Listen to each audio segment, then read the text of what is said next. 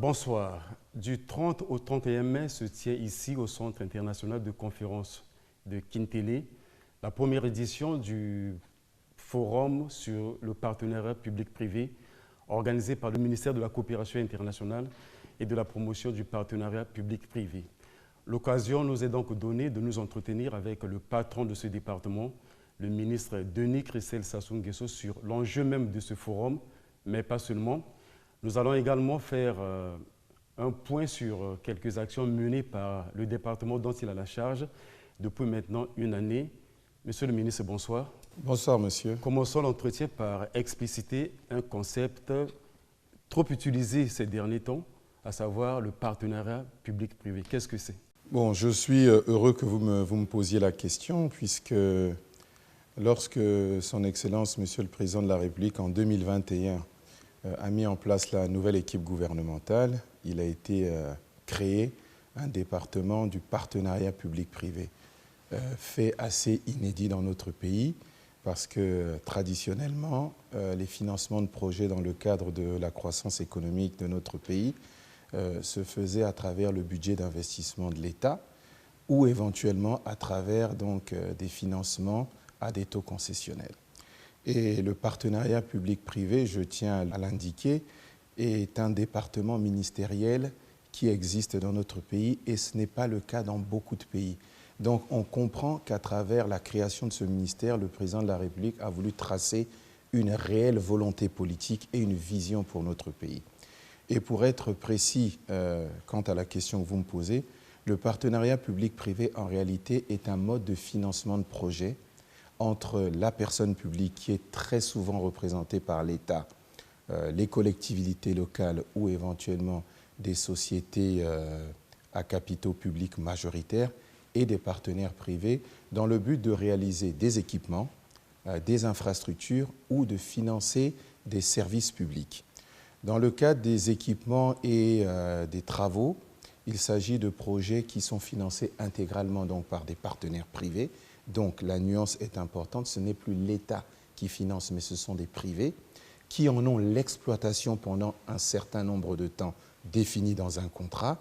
Et lorsque donc l'amortissement de l'investissement est réalisé et bien entendu un certain nombre de bénéfices réalisés, l'infrastructure ou l'équipement devient la propriété de l'État. Monsieur le ministre, depuis une année que votre département a été créé, vous avez déployé une diplomatie économique à travers des contacts avec des partenaires bilatéraux et multilatéraux. Je citerai un exemple, la tournée que vous avez effectuée pendant ces 6 derniers mois. Vous étiez à Abu Dhabi et à Dubaï, aux Émirats arabes unis. Vous étiez à Londres, au Royaume-Uni. Vous étiez également à Casablanca, où vous avez porté le concept Congo, terre d'opportunité. Qu'est-ce que cela a donné comme résultat concret? Bon, il faut déjà comprendre que lorsque nous voulons que les infrastructures, les équipements ou même les services publics soient financés par des partenaires, nous sommes conscients qu'à l'heure où nous parlons, il n'y a pas encore de structure privée congolaise qui a la capacité d'investissement suffisante pour pouvoir réaliser un certain nombre de projets. C'est la raison pour laquelle j'ai entrepris un certain nombre de roadshows que vous venez de relever dans de nombreux pays pour en premier lieu faire la promotion des investissements que nous avons dans notre pays, présenter les avantages majeurs que le Congo a en son sein, mais surtout il était important à travers ce concept d'attirer les investisseurs dans notre pays. Et ça, c'est une mission qui est assez délicate dans la mesure où nous avons pleinement conscience qu'il y a un certain nombre de mesures importantes en interne, que j'appellerais même des réformes importantes que nous devons réaliser pour faire venir ces investisseurs. Et il est important donc, dans un premier temps, d'aller quérir ces investisseurs pour les attirer vers notre pays. Et ensuite, les réformes doivent se faire concomitamment pour que ces différents investisseurs se sentent confortés dans notre pays pour pouvoir y faire des investissements importants. Et c'est pour cela que je dis souvent que dans le cadre du partenariat public-privé, il y a un prérequis très important, c'est l'amélioration du climat des affaires. Je vais utiliser une figure de style un peu simple, mais pour permettre un peu de poser le concept. Si vous avez, admettons, une personne qui arrive sur une planète dite inhabitée avec un scaphandre, mais lorsque cette personne va arriver sur cette planète dite inhabitée, pour qu'elle puisse retirer son scaphandre et s'y sentir à l'aise, il faut qu'elle ait la preuve qu'il y a une forme de vie sur cette planète. J'utilise cette figure de style pour revenir à la question du climat des affaires. Si nous voulons attirer des investisseurs privés internationaux pour financer les projets contenus dans notre plan national de développement en partenariat public-privé, nous avons l'impérieux devoir de faire les réformes idoines en ce qui concerne l'amélioration du climat des affaires. Sinon, les investisseurs ne viendront pas et le concept du partenariat public-privé en tant que financement de projet ne fonctionnera pas dans notre pays. Et c'est à ce titre que nous sommes en train de faire ce travail, les roadshows, et le Premier ministre, chef du gouvernement, impulse également un travail important pour que nous arrivions à réformer et améliorer le climat des affaires. Nous reviendrons sur ce point concernant l'amélioration du climat des affaires. Demain, déjà, s'ouvre ici à Kintélé la première édition du forum sur le partenariat public-privé. De quoi sera-t-il question et qu'attendez-vous de ce forum? Bon, déjà, qu'est-ce que j'attends de ce forum? C'est ce que je vous ai dit précédemment. Nous avons besoin d'expliquer à nos compatriotes un concept peut-être qu'ils ne connaissent pas beaucoup, puisque c'est devenu un peu une espèce d'arlésienne, comme ça tout le monde dit PPP, PPP, partenariat public-privé. Il faut que les Congolais s'approprient réellement le concept, qu'on explique ce qu'est le partenariat public-privé et comment le partenariat public-privé s'exercera dans notre pays. Et deuxièmement, ce que j'attends en réalité de ce forum, en plus de l'explication du concept, c'est de pouvoir faire la promotion des investissements aux différents investisseurs qui se sont intéressés à notre forum, donc qui vont y prendre part, et également faire en sorte que les différents panels, à travers des thématiques bien particulières que nous avons choisies, qui sont en étroit lien avec les 6 piliers du PND, puissent être expliqués de façon à ce que nos compatriotes les comprennent et que surtout les investisseurs étrangers s'en emparent et viennent investir dans notre pays dans ces différents secteurs. Parlant de l'amélioration du climat des affaires, on sait que beaucoup de réformes ont été entreprises et nous avons appris qu'il existe dans le tuyau un projet de loi pour la protection des investissements. C'est peut-être l'occasion, Monsieur le ministre, de nous en parler davantage. Oui, ce n'est pas réellement un projet de loi sur la protection des investissements, c'est plutôt un projet de loi qui organisera le partenariat public-privé dans notre pays. Bien entendu, je vous le concède, une fois cette loi votée par notre Parlement, elle y contient un certain nombre de dispositifs qui vont protéger l'investisseur et forcément protéger leur investissement. C'est à ce titre que cette loi est importante parce que si nous n'avons pas la loi sur le partenariat public-privé, il sera difficile aux différents investisseurs de venir dans notre pays, d'y investir et de se sentir protégés. C'est à ce titre que dans les prochains jours, il va y avoir sur la table du Conseil des ministres l'examen de ce projet de loi que nous allons transmettre assez rapidement au Parlement afin que cette loi soit votée parce que de nombreux investisseurs, lorsque nous déployons ces différents roadshows dans les échanges que nous avons, de nombreux investisseurs nous parlent de la loi et attendent la loi pour pouvoir venir dans notre pays. Ce qui veut dire que cette loi est très importante dans le cadre du financement de notre plan national de développement tel que nous le voulons. Au-delà, Monsieur le ministre, est-ce qu'il existerait encore des obstacles? Si oui, comment faire pour les surmonter concernant l'amélioration du climat des affaires?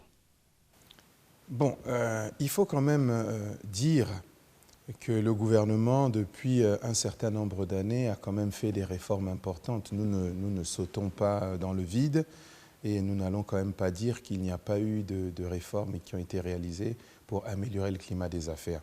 J'en conviens avec vous que ces réformes ne sont peut-être pas importantes, mais elles ont le mérite d'exister et nous devons peut-être aller un peu plus loin. Et au cœur de tout cela, moi je mettrais particulièrement l'homme. Parce qu'on peut faire toutes les réformes que l'on veut, mais toutes ces réformes en réalité sont appliquées par des hommes.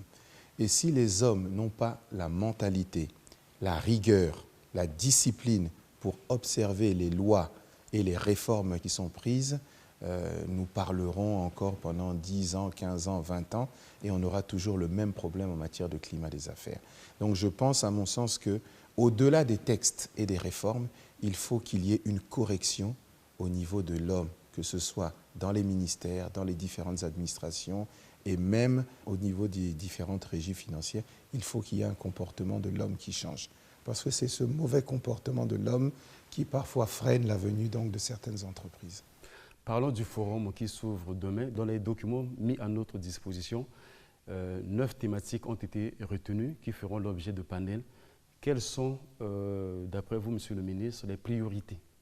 Mais les priorités, moi, je les reprends à travers le plan national de développement que nous avons adopté et que nous avons voté. Ce sont les priorités pour nous permettre d'aller vers la diversification économique, qui est l'objectif, je vous le rappelle une fois de plus, de ce PND. Parce que traditionnellement, notre croissance économique a été portée que par le tout pétrole. Et nous avons vu, à travers les différentes crises économiques, que ce modèle a montré ses limites depuis bien longtemps. Et ce n'est pas une nouveauté de 2021 ou 2022 où nous parlons de diversification économique. Dans ce pays, nous en parlons depuis longtemps. Et il faut qu'à travers le plan national de développement que nous avons mis en place pour développer l'agriculture au sens large, le développement industriel, puisque nous avons des ressources qui sont exportées de manière brute, il faut qu'on puisse les transformer, il faut développer le tourisme dans notre pays, l'économie numérique. Nous avons mis en place 4 zones économiques spéciales qui, à ce jour, ne sont toujours pas développées. Il va bien falloir y amener des entreprises pour que ces zones économiques spéciales puissent être développées. Et nous avons également la promotion immobilière.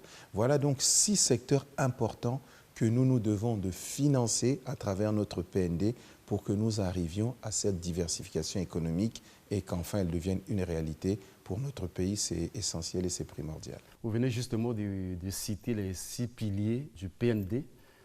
Quelle est la contribution du ministère dont vous avez la charge à l'atteinte des objectifs du PND?